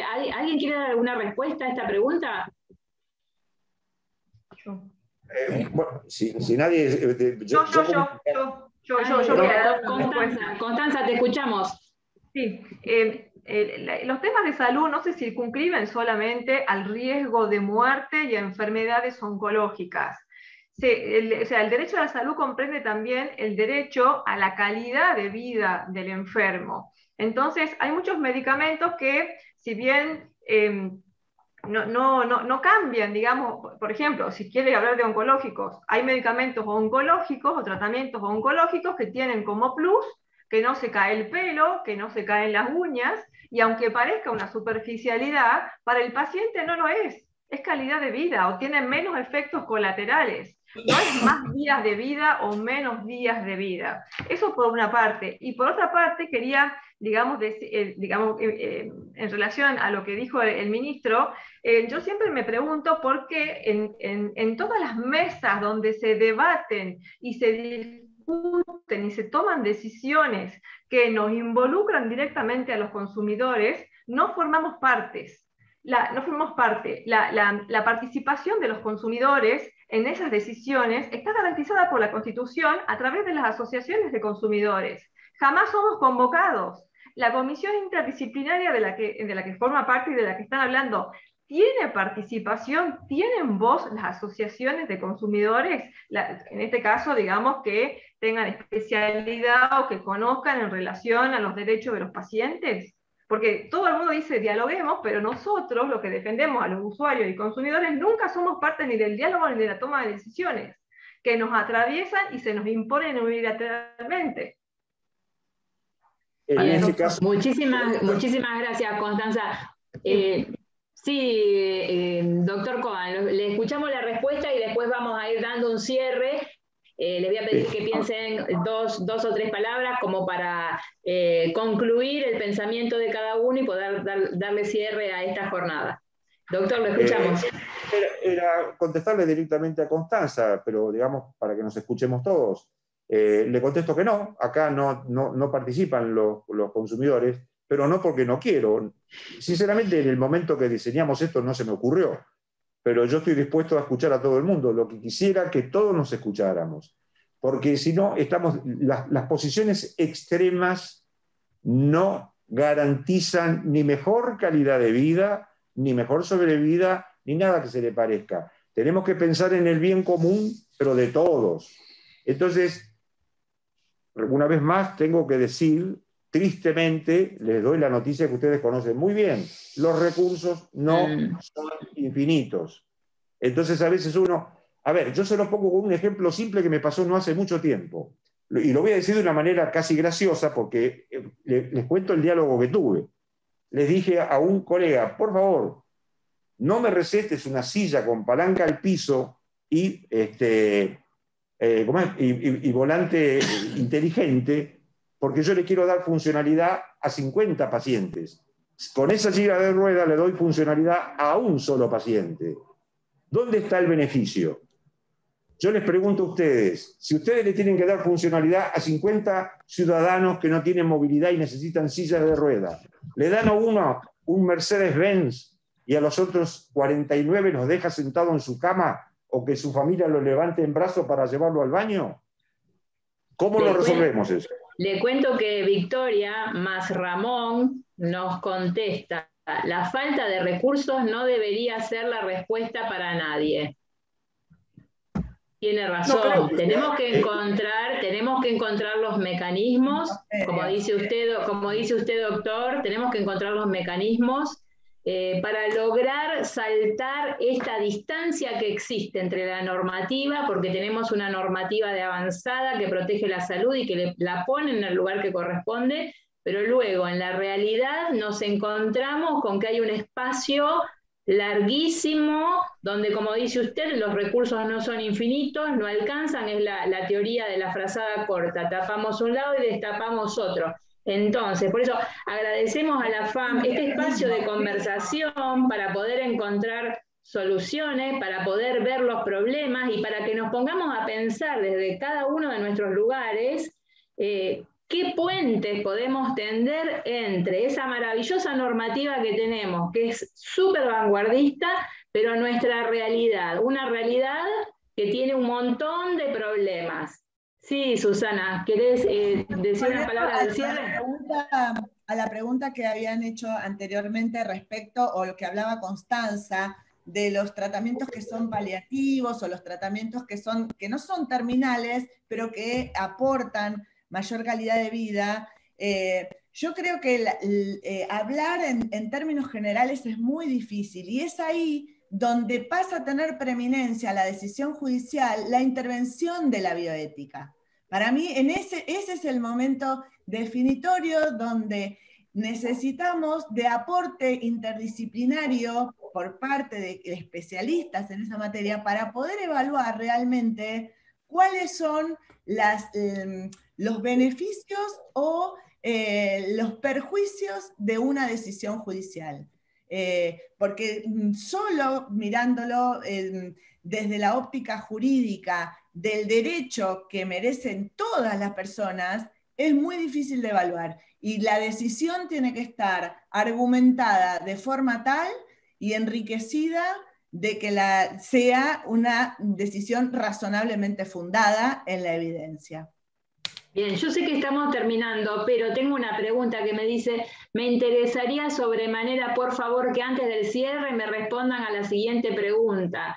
Si en los amparos los magistrados verifican que exista el consentimiento informado del paciente como requisito indispensable del acto médico y como elemento esencial de la historia clínica del paciente. Y si no hay consentimiento informado, ¿se solicita como medida para mejor proveer? ¿Les ha pasado este supuesto, Susana o Gabriel? Sí, normalmente depende del tipo de práctica, pero si son, en general sí tienen el consentimiento informado. El tema es cómo se presta el consentimiento informado. Ese es el tema. Si el consentimiento informado es realmente informado o es un formulario que se completa sin... porque hemos visto de todo. el formulario que completa una persona como para cualquier práctica, o realmente el paciente tomó conocimiento de los beneficios, de los perjuicios, de las complicaciones que puede tener la práctica que le van a realizar en forma minuciosa y exhaustiva por una persona, por su propio médico o por una persona especializada en transmitirle la información necesaria. Gabriel. Depende de qué tipo de... Sí.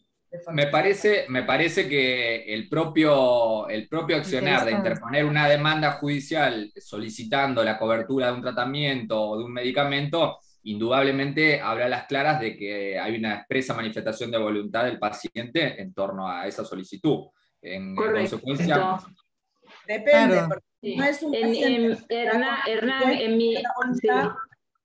Puede ser que el Hernán, paciente claro, es interesante escuchar lo que dice Susana. Susana, Porque las dos cosas pues, son compatibles, las dos respuestas son compatibles. Sí, sí, exactamente. Exactamente. Bueno, muchísimas gracias. Bien, ¿quisieran decir algunas palabras para el cierre? Los escuchamos. ¿Quién quiere hablar? Yo. Sí, Constanza, te escuchamos. Bueno, para cerrar... Constanza, sí. Antes de cerrar, le tenés que pedir al ministro que los incluya. No, ya se lo pedí, ya se lo pedí. Bueno, ahora ya tenés que sacar el sí. O sea, ministro, usted tiene el quiero. Exactamente. A ver, que nos incluyan en todos los ámbitos donde se discuten y se deciden cuestiones que nos involucran a los consumidores. Estamos, a ver, todos los días vemos en la tele, no quiero decir nombres ni apellidos ni sectores, que tratan temas que nos involucran cotidianamente a los consumidores en todos los ámbitos, no solamente en el ámbito de salud, y no nos participan. El doctor dice, no sé por qué no participa, no se le ocurrió, bueno, nunca nos convocan.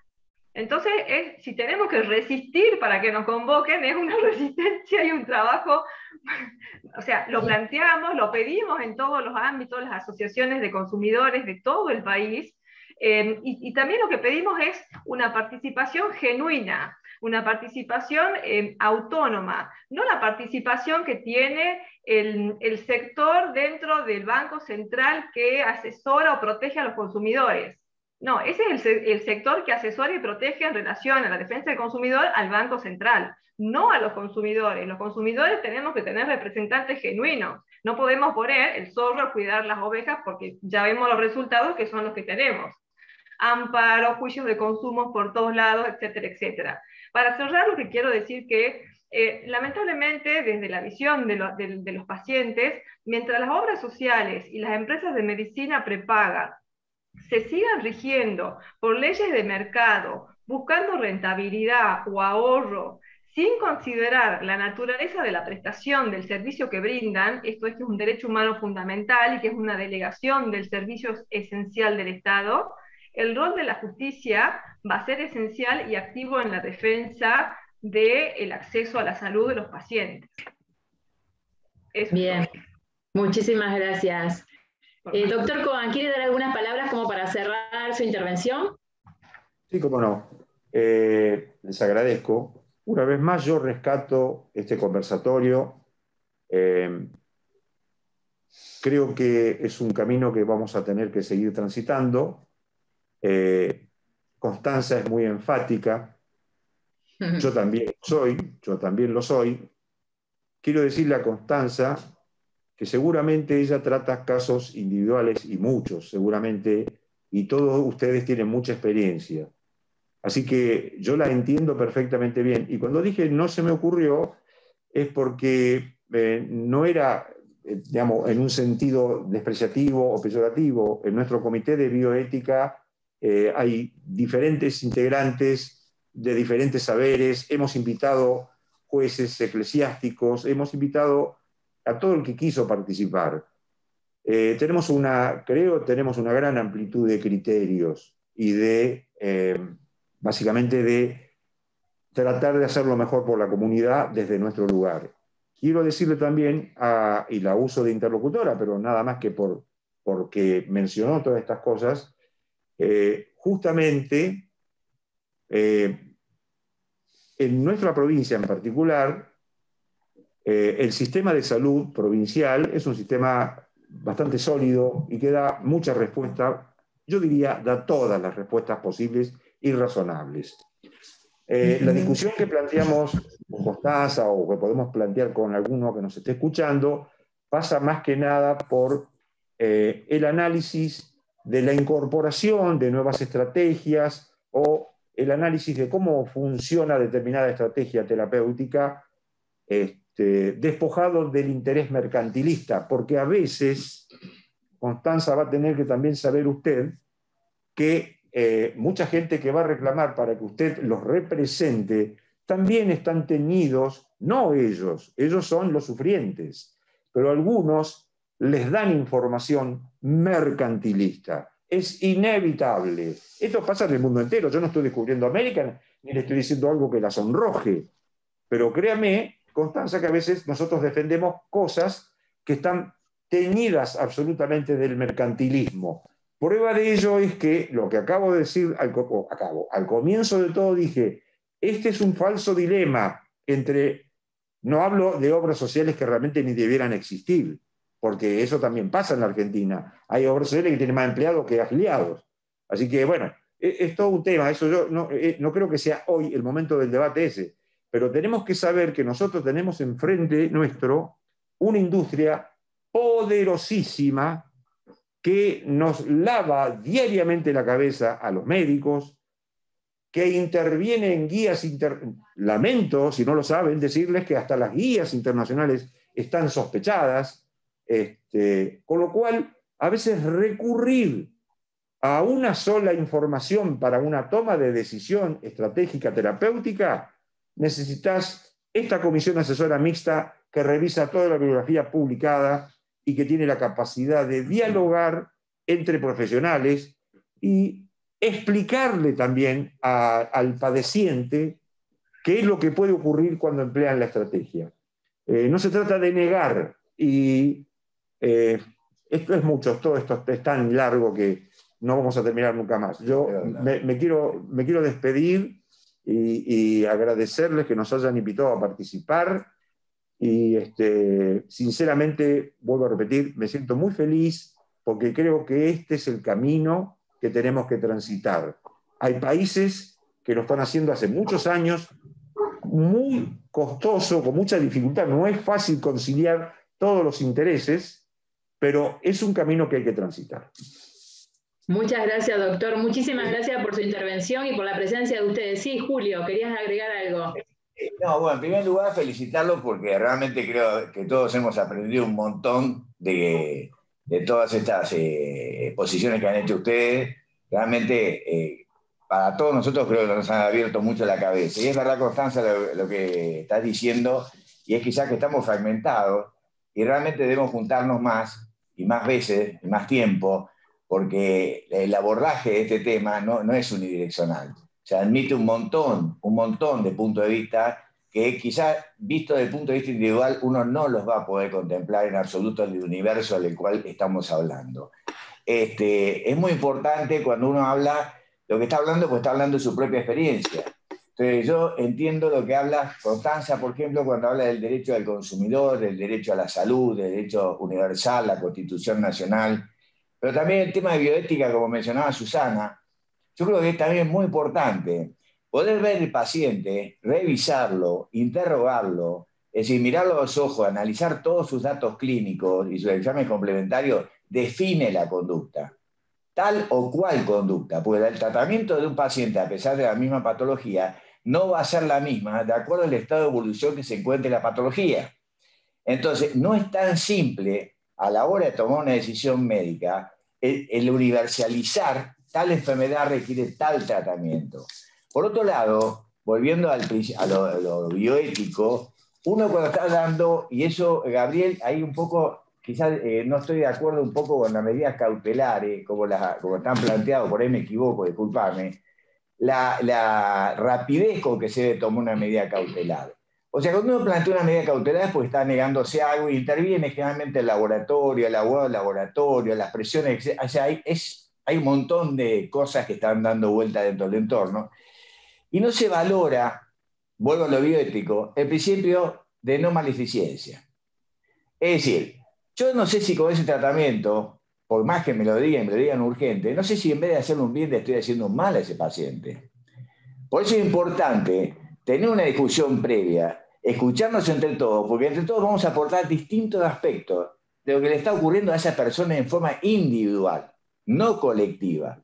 Y volviendo a la bioética, hablamos de que el recurso, una pregunta que había ahí, que no alcanzaba y que el Estado debía garantizar los recursos, es porque los recursos no se usan en forma eficiente. No hay una racionalización en el uso de los recursos.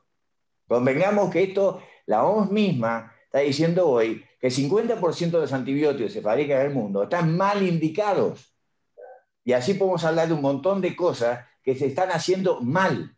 Y eso tiene un costo. Y ese costo le saca financiar prestaciones a otro grupo de pacientes. Entonces, todo empieza a girar alrededor de lo económico y el último principio, justamente esto, es el de justicia, la distribución equitativa de los recursos.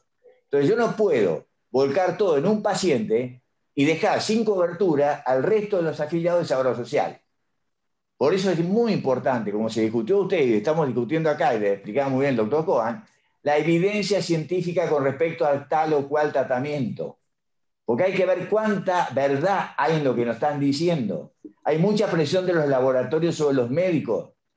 Regalan viajes, regalan un montón de cosas con tal de que se dé tal medicamento. Esto es real, lamentablemente es real. Y hay que asumirlo porque cuando van a ustedes en particular, van dirigidos.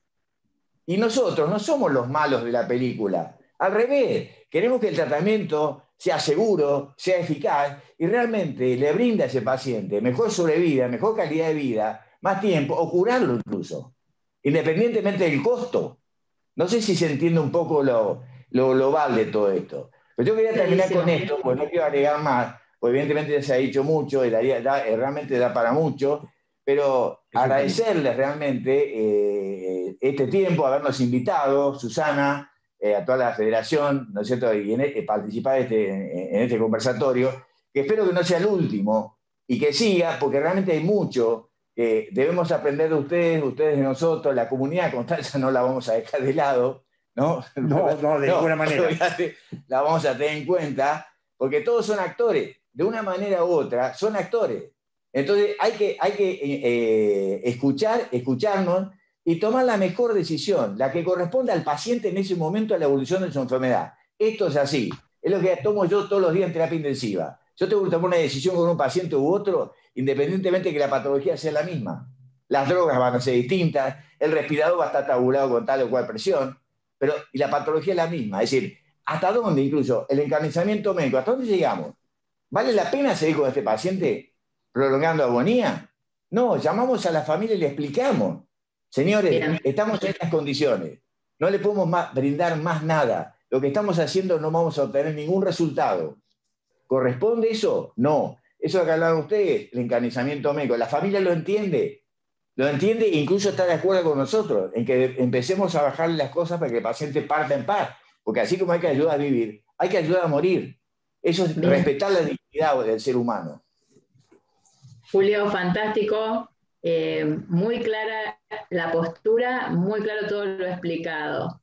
¿Alguien más de la mesa del ministerio quiere decir alguna palabra? No, ya dijeron. Se asustaron. Perfecto. Gaby, ¿querés dar alguna palabra de cierre? Bueno, comparto el agradecimiento y la verdad, lo interesante de estos encuentros, porque realmente uno aprende de estos encuentros, sobre todo transversales y sobre todo desde la distinta órbita o del distinto enfoque que cada uno le da a la cuestión. Indudablemente que siempre uno sale enriquecido y con una idea obviamente más abierta respecto de lo que tenía antes. Así que comparto esta opinión de que los encuentros, los debates son fructíferos. Realmente ha sido apasionante, sobre todo por el énfasis que han puesto en la defensa de sus posiciones. Constanza por un lado, el ministerio por el otro.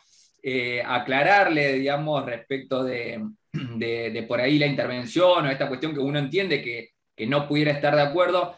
La cuestión cautelar, los institutos cautelares son una cuestión eminentemente técnico-jurídico, que son provisorios y que son excepcionales. O sea, no es que uno dice, bueno, a ver, ante tal situación la cautelar se otorga automáticamente y desoyendo o desinteresándose de lo que pudiera decir la otra parte, sino que simplemente lo que uno contempla es evitar que este debate, que indudablemente lo estamos viendo en el marco general y que también se da en un caso particular, no hacer que la prolongación del debate termine en que cuando uno llega a la conclusión o cuando el juez llega a la decisión, esta medida ya resulte infructuosa, resulte ineficaz por el transcurso del tiempo. Entonces, hay ciertas circunstancias excepcionales en las cuales utilizamos estas cautelares. Simplemente explicarle esto y también tener presente que, bueno, el derecho de la salud y la tutela de la salud es un derecho fundamental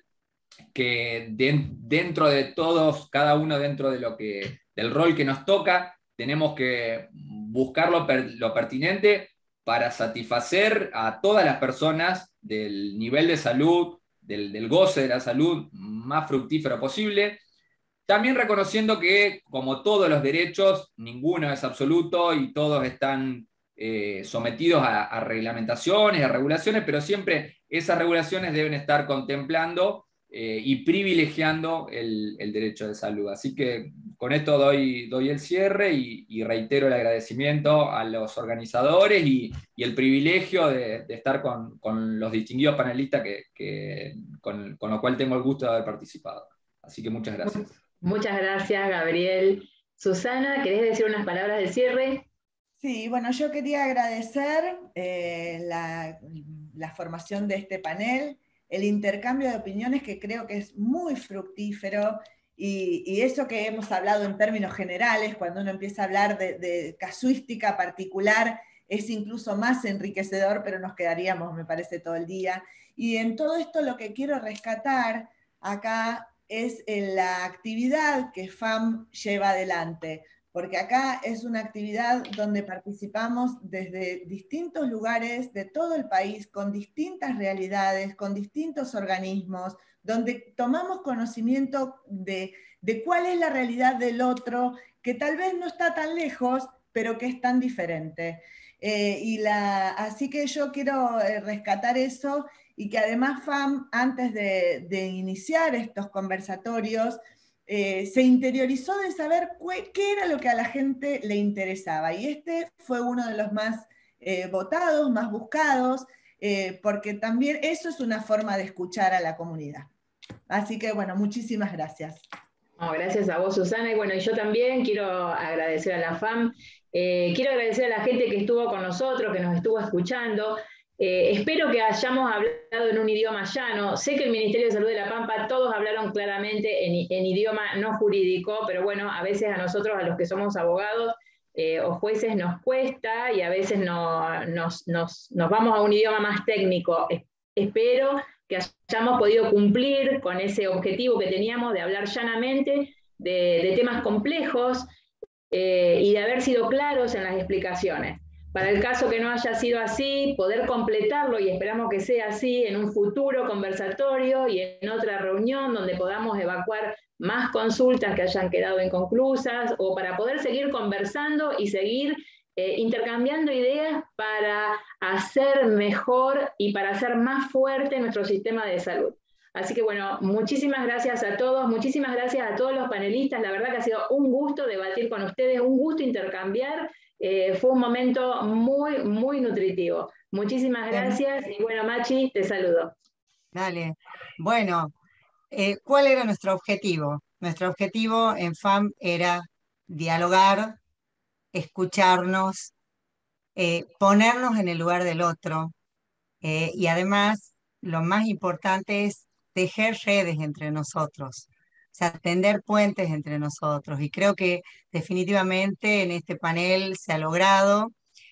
Vos tenés las dudas, pero yo tengo como un parámetro de ciudadanía exacerbado, entonces te puedo decir que ha sido muy llano, muy dinámico y además también muy pasional, que en definitiva Eso es también a la gente, a la ciudadanía, le gusta, porque cada uno abraza su idea, la defiende, pero también en un marco de respeto, escuchando a los demás. Así que los felicito, les agradezco, muchas gracias Mario, muchas gracias Julio, Alejandro, Claudia, Constanza, Susana, Gabriel y bueno, y Mónica, por habernos acompañado el día de hoy.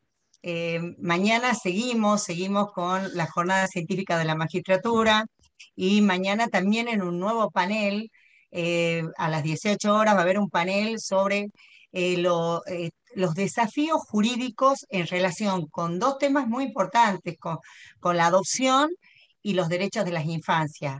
Así que los esperamos mañana, la semana que viene tenemos el lunes el lunes que también vamos a hablar de la toma de decisiones y el martes con un temazo que es el juicio por jurado, de alguna manera con la idea de que todo eso pueda también ser mirado por la ciudadanía y volcado a la ciudadanía. Nuestro agradecimiento a ustedes que han formado parte de este panel y a todas y a todos los que nos han acompañado a través del canal, a través de acá los que están presentes aquí y los que van a seguir viendo y acompañándonos en las redes de la Federación Argentina de la Magistratura. Un abrazo para todos.